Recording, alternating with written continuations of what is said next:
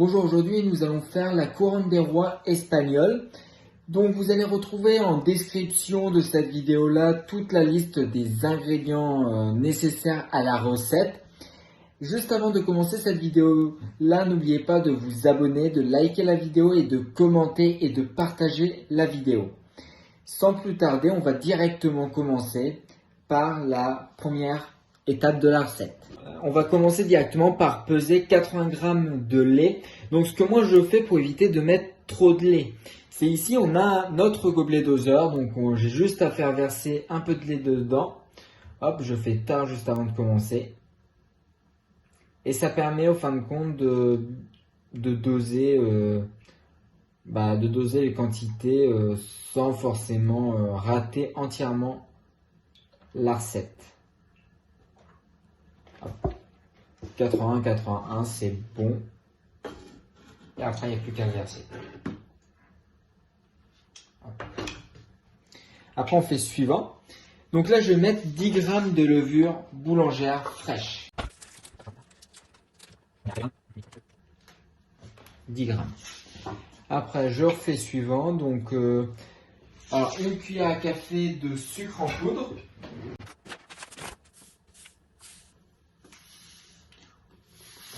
Là, ça va être bon. Après, je refais suivant à nouveau. Donc là, je vais mettre 130 g de farine à pain. Donc, moi, j'ai pas forcément de farine à pain. Je vais utiliser un autre type de farine, type 55. Et je trouve qu'il n'y a pas forcément beaucoup de différence.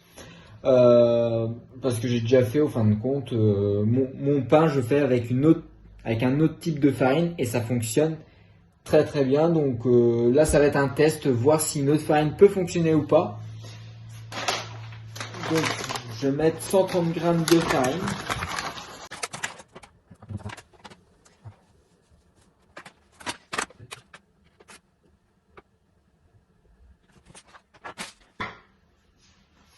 Une fois qu'on a mis nos 130 g de farine, on va insérer le couvercle et le gobelet doseur. Et après, on va faire 15 secondes à vitesse 4.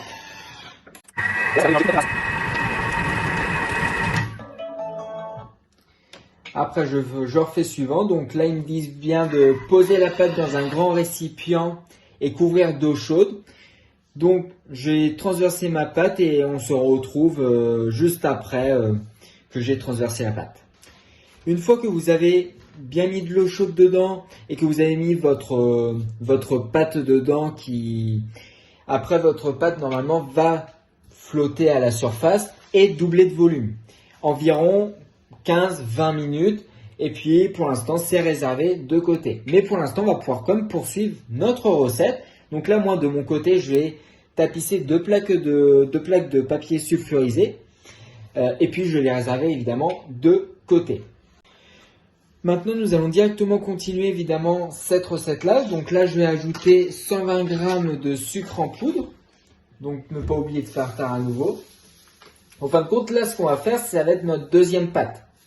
Donc, il y a deux pâtes à faire. On a fait déjà notre première qu'on attend évidemment qu'elle flotte à la surface et qu'elle double de volume. Et donc, pour l'instant, là, je vais mettre mes 120 g de sucre en poudre. Après, je fais suivant. Donc là, ça me dit mettre un zeste, mettre un citron. Donc moi, je ne suis pas forcément fan du citron, donc je n'en ajoute pas. Donc si vous aimez le citron, bah, vous pouvez en mettre. Il n'y a aucun souci à ça. Donc là, on va mettre une orange non traitée sans zeste, ça non. Je ne vais pas non plus en mettre, à part j'ai de la fleur d'orange, c'est ce que je vais utiliser. Je vais plutôt mettre arôme de fleur d'orange, je préfère. Donc là, c'est parfait parce que là, je ne suis pas entièrement la recette, j'ai envie de dire. Voilà, j'avais pas d'orange sous la main et donc j'ai décidé directement acheter de la fleur d'orange.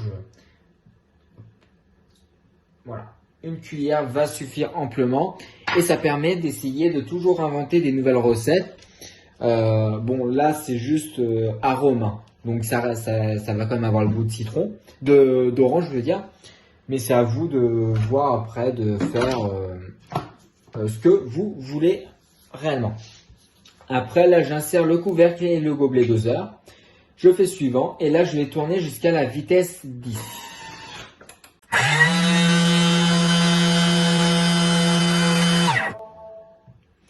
Après, je fais suivant. Donc là, je vais racler les parois du bol pour bien tout faire descendre. Et je vais vous montrer évidemment qu'est-ce que ça nous a donné dans le bol.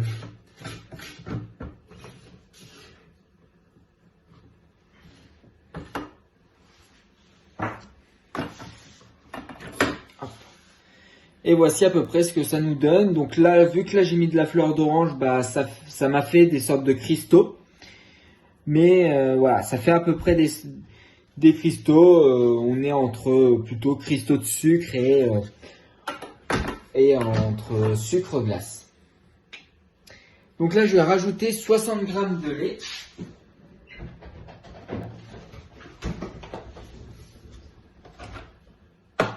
Je réutilise ma méthode pour éviter d'en mettre trop parce que ça serait bête de tout gâcher.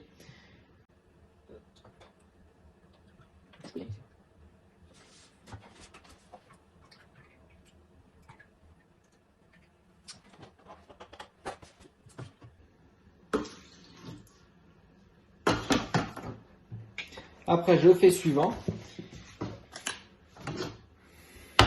Et puis là, je vais ajouter 70 g de beurre à température ambiante. On est à 30, 42.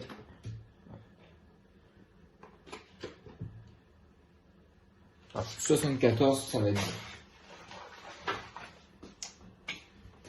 J'ajoute après mes 2 œufs. Donc l'avantage c'est qu'on pourra toujours utiliser au fin de compte notre couvercle, donc on a juste à taper dessus et à mettre dedans pour éviter si par exemple notre œuf est pourri ou n'est pas forcément comestible, ou sinon pour éviter qu'il y a des coquilles qui restent dedans.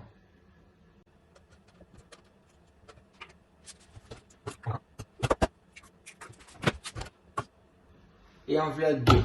Après je fais suivant, donc là je vais mettre les 20 grammes restants de levure boulangère.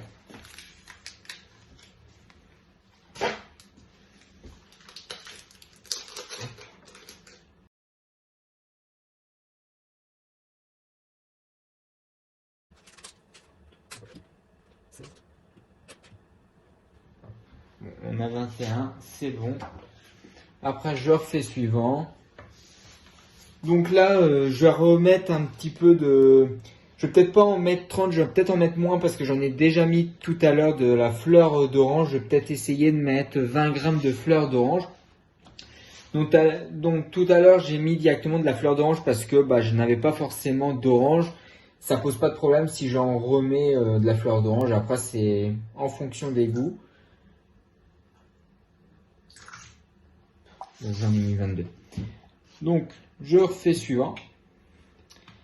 Je remets 450 grammes de farine à pain. Donc moi ça va être... moi c'est pas de la farine à pain mais ça peut... Je vois pas... Pour l'instant je vois pas de différence parce que l'autre a plutôt bien gonflé. L'autre farine. Donc, hop, ça c'est pour l'instant. Donc je suis à 117 pour l'instant.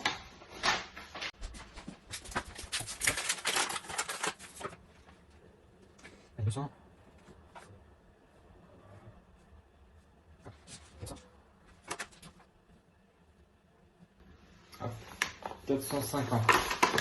Après je fais suivant. Donc là une pincée.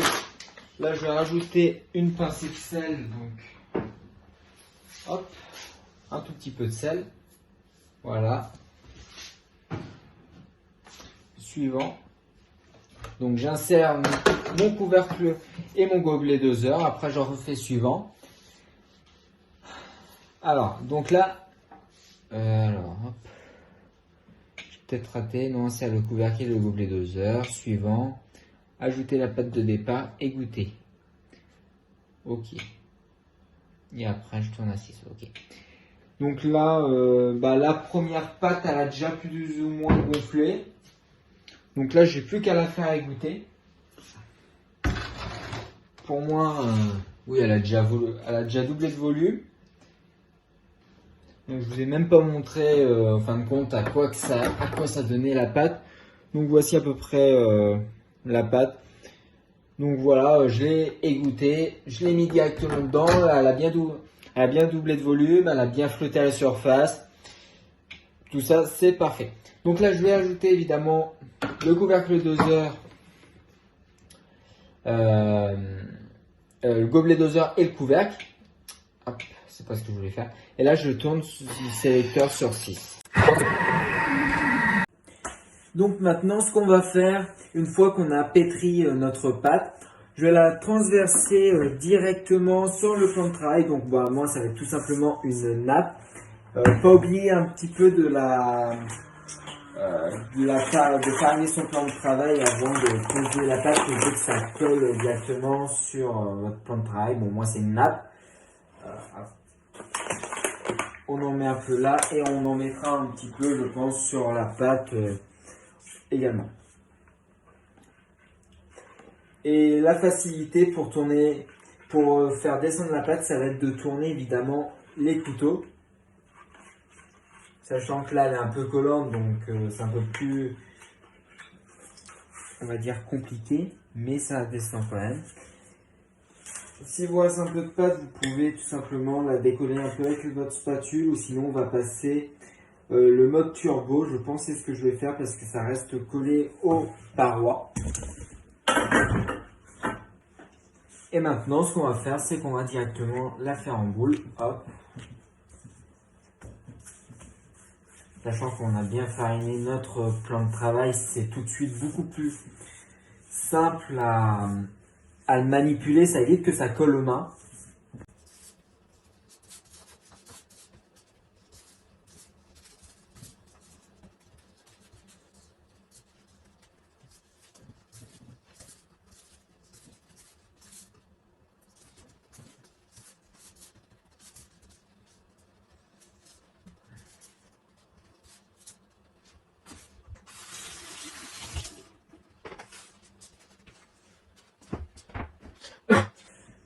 Alors, après, sur le Thermomix, qui me disent, donc on va diviser la pâte en 12 portions, environ à peu près 100 grammes chacune, et on va reformer à nouveau des boules. Donc, vous avez plusieurs possibilités pour peser. Vous pouvez repeser directement avec votre Thermomix, ou sauf si vous avez une balance en plus qui est juste à côté de vous, vous pouvez également utiliser une autre balance à part le Thermomix. C'est ce que moi je vais faire, ça va être d'utiliser directement une autre balance pour pouvoir connaître exactement les bonnes quantités. Donc j'ai fini mes boules. Donc ce que maintenant je vais faire, ça va être directement, donc là j'en prends une, hop, j'en prends une. Donc ça va être de faire un trou au milieu, comme ça. Toc, faire un trou et puis après on va pouvoir l'allonger parce que le but c'est une couronne. C'est comme si vous voulez faire un Paris-Brest individuel ou pas. C'est le même principe. Donc là, hop, voilà à peu près 4 cm. Là je pense que c'est plutôt pas mal. Ça fait à peu près comme un donut ça. Voici. Et puis ça il faut évidemment répéter l'opération plusieurs fois. Donc là 12 fois si vous avez réussi à faire 12 couronnes. Moi j'ai réussi à en faire que 11, donc je vais faire que 11, je vais en faire que pour 11 du coup. Parce que j'ai réussi à en faire que pour 11. Donc et on se retrouve à la prochaine étape. Donc maintenant on se retrouve pour la suite de la recette. Donc on reprend un peu nos couronnes. Donc j'ai fait mes 12 couronnes qui ont un petit trou de à peu près 4 cm, je n'ai pas mesuré, donc je pense qu'il faut même beaucoup moins, mais bon, c'est pas non plus extrêmement grave, il faut qu'au moins il y ait un trou. Donc là, ce qu'on va avoir besoin maintenant, ça va être d'un pinceau de cuisine, d'un œuf battu. Donc je vais battre tranquillement l'œuf, et après on va les badigeonner sur nos couronnes espagnoles. Et ça permet de faire donc là, on peut y aller. Non, surtout dès que j'ai fait pour. Donc voici, on se retrouve maintenant pour terminer cette partie-là. Donc il va falloir préchauffer le four à 200 degrés ou soit température 6 et 7, 6 ou 7, tout dépend de votre four. Donc juste après, là on va aller décorer un peu nos couronnes. Donc vous pouvez mettre entre 100 et 150 grammes de fruits confits, 30 grammes d'amandes effilées et 30 grammes de sucre humidifié. Donc moi j'ai fait l'option de mettre des amandes. Dessus, donc je vais les décorer, puis je vous montre le résultat final après. Donc voici à peu près maintenant nos couronnes décorées, à quoi ça ressemble. Voilà, je sais pas si vous allez bien voir. Donc j'ai mis les amandes dessus. Donc maintenant il va falloir après, une fois qu'on a évidemment bien préchauffé le four, on va les enfourner chaque plaque l'une après l'autre et cuire 10 minutes à 200 degrés. Donc tout ça, on va les cuire à 10 minutes à 200 degrés. Et juste après, on va évidemment les laisser refroidir. Et ça, rien ne vous empêche après de les couper au milieu et puis de mettre une petite garniture en plus. Moi, je vais les laisser comme ça, nature. Pour goûter, voir le goût que ça a. Et si je vois que c'est un peu fade, il manque quelque chose, je rajouterai, pourquoi pas. J'ai de la pâte à tartiner spéculoos, sinon je rajouterai ça dedans. Mais sinon, pour l'instant, voici à peu près comment faire. Et si vous voulez plus, vous pouvez rajouter, faire plus de choses, comme mettre de la crème de la pâte à tartiner, chocolat, spéculoos, peu importe. Donc je vous laisse libre choix de votre originalité pour faire cette recette-là chez vous également. Et sinon, sur ce, nous on se retrouve juste à la fin de cette recette. Voici le résultat final de ce que ça donne un petit peu nos couronnes espagnoles. Donc voici, si vous souhaitez rajouter quelque chose en plus, vous avez juste à le découper, à mettre peu importe ce que vous voulez dedans. Alors là, ce que moi je vois, l'erreur que j'ai pu faire et que je vous conseille de ne pas faire, c'est d'écarter encore un peu plus vos trous.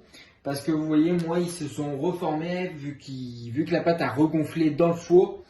Le problème, ce que je vois, c'est que les trous ils ne sont plus visibles. Que ça devrait être le cas, qui devrait être encore visible. Mais c'est pas grave, ça reste mangeable, ça va être bon également. Donc voici, si vous souhaiterez évidemment réaliser toutes ces recettes chez vous, donc je vous laisse me contacter à mon numéro de téléphone ou directement sur mes réseaux sociaux, Instagram ou Facebook. En privé, vous pouvez me contacter pour qu'on puisse se voir pour un rendez-vous. Bon, tout cela, je vous explique évidemment en dessous de cette vidéo-là et je vous explique évidemment vocalement si vous préférez avoir quelques conseils et astuces vocales, il n'y a aucun problème. Sur ce, n'hésitez pas à vous abonner, liker la vidéo et partager la vidéo. Pour moi, ça va encore m'aider davantage dans l'avancement de cette activité conseillée Thermomix. Et sur ce, je vous dis à samedi pour une prochaine vidéo.